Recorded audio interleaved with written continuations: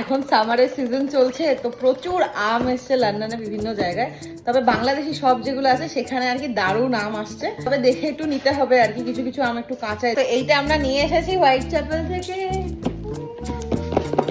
এই বক্সটার মধ্যে ছিল হচ্ছে 1 2 3 4 5 6,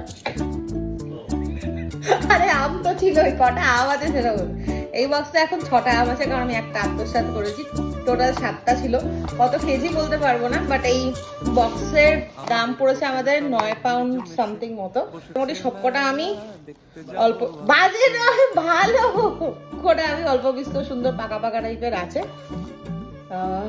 পুরো গাছ পাকা আম মতো দেখতে। তো এই বক্সটা বলছিল ওরা আম্রপালি, আর পাশে একটা বক্স ছিল সেটা বলছিল হিমসাগর, কিন্তু দুটো বক্সেরই কাভার সেম, অরিজিনাল হানি ম্যাঙ্গো। এটা হিমসাগর নয় যতদূর আমার মনে হয়, বাবাকেও দেখাচ্ছিলাম, বাবা বলছে এটা আম্রপালি বটে, আমি যাই না, তবে এটা সুন্দর খেতে, দারুণ খেতে। তোমরা যদি কোনো বাংলাদেশি শপে আশপাশে থাকে যাও, এই সময় ভালো আম আসছে কিনতে পারো।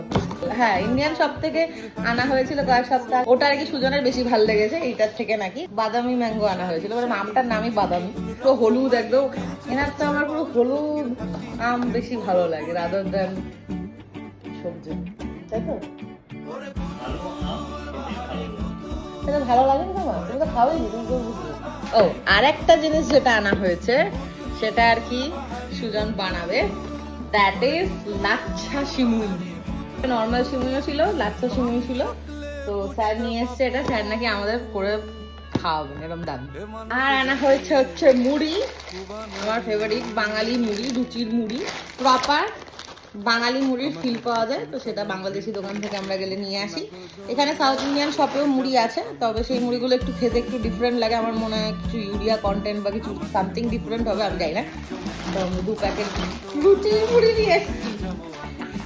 ছোটো জিনিস এত ভালো লাগে, এত এক্সাইটমেন্ট হয়, খুব ভালো লাগে। মুড়ি নিয়ে যাবে, এত এক্সাইটেড হবো কোনোদিনও ভাবিনি। আর আনা হয়েছে ঝাল চারা চিংড়ি, সুগানের মতো তীখা জিনিস, এক্সট্রা পাকা লোক। আর আনা হয়েছে হচ্ছে ইলিশ মাছ। ইলিশ মাছটা যখন কাটলো তখন কি সুন্দর গন্ধ বেরোচ্ছিল, এখনো বেরোচ্ছে। ইলিশ মাছটা বেশ ভালো পেয়েছি আমরা।